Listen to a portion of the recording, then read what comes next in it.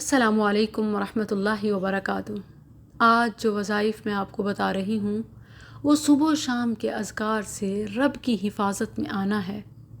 ہر مسلمان یہ چاہتا ہے کہ میرے معاملات سدھر جائیں، بندشیں ہٹ جائیں، بگڑی سنور جائے، ہر قسم کی آفت، مصیبت، تکلیف اور نقصان سے بچ جائیں۔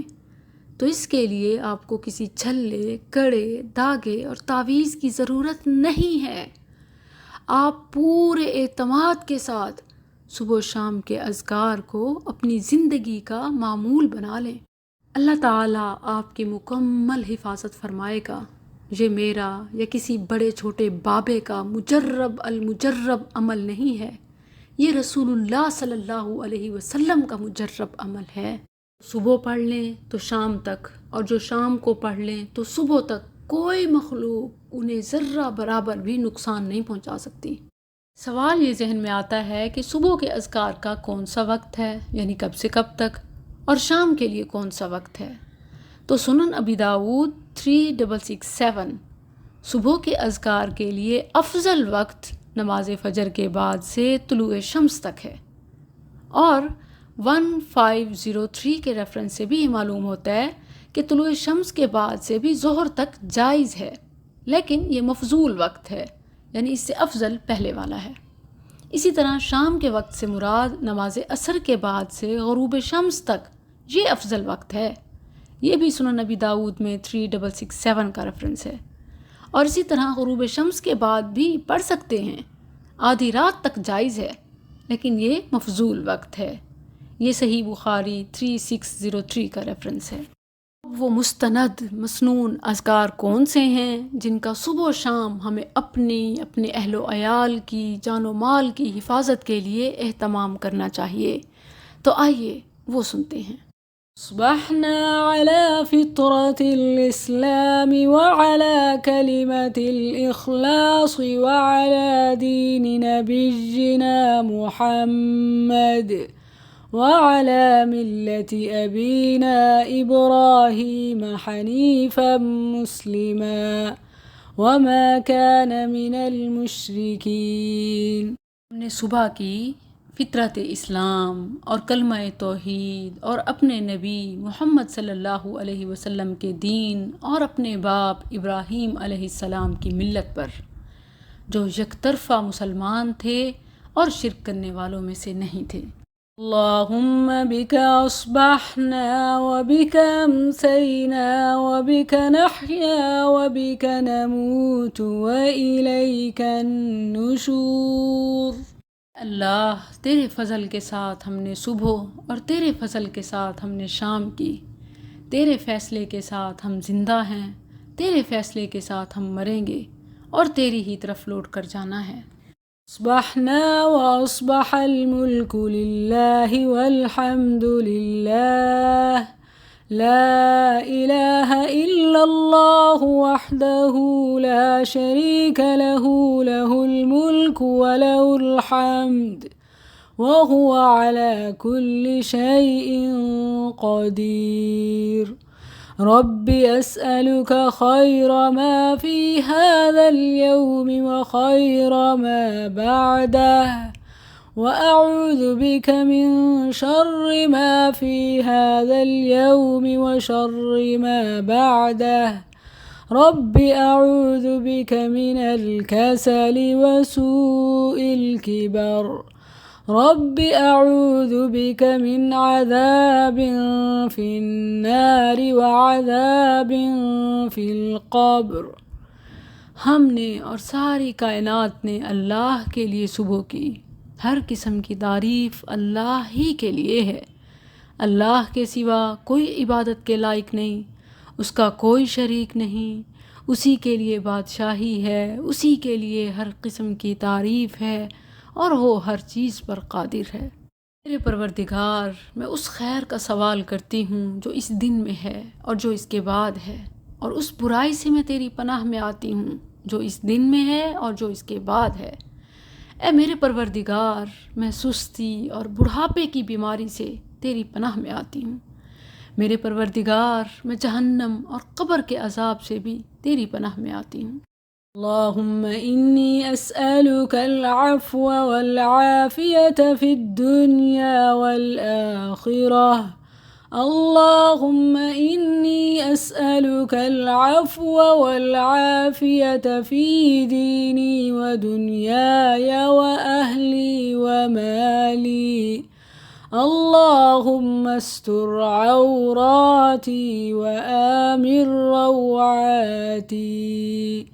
اللهم احفظني من بين يدي ومن خلفي وعن يميني وعن شمالي ومن فوقي، وأعوذ بعظمتك أن أغتال من تحتي.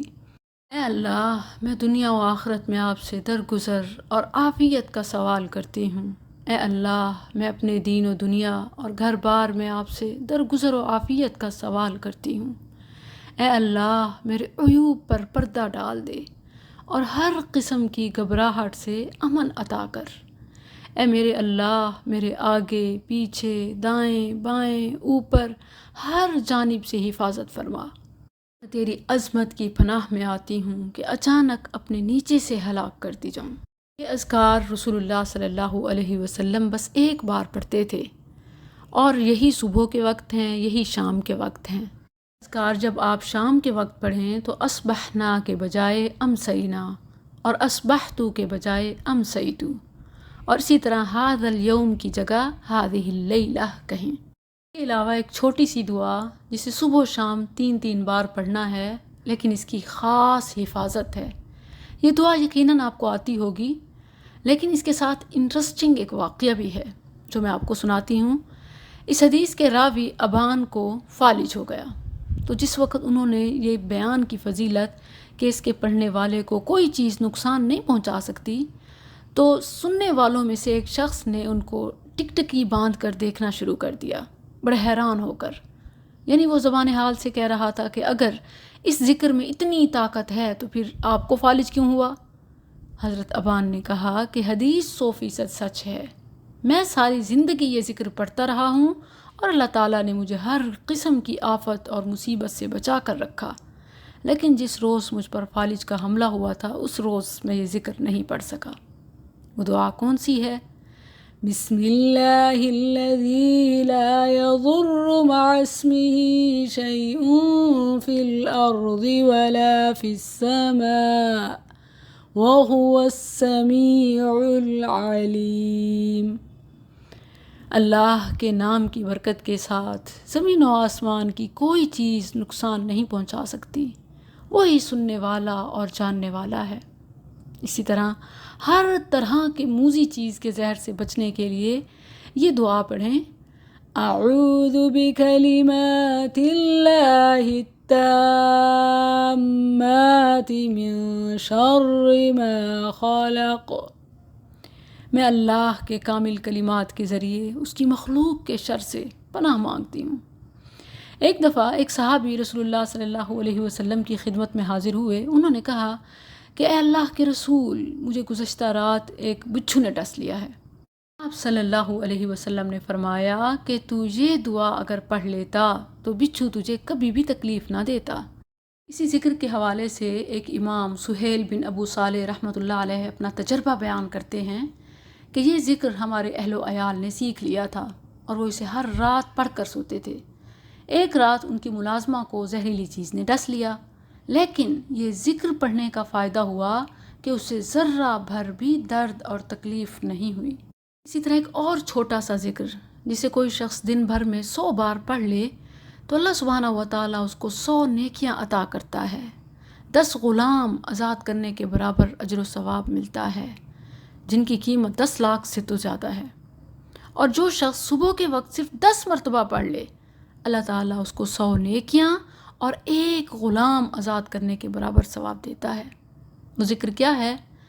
لا الہ الا اللہ وحدہ لا شریک لہ، لہ الملک ولہ الحمد وہو علی کل شیء قدیر، نہیں ہے کوئی معبود مگر اللہ، وہ اکیلا ہے، کوئی اس کا شریک نہیں، اسی کے لیے بادشاہی ہے اور اسی کے لیے تعریف ہے اور وہ ہر چیز پر قادر ہے۔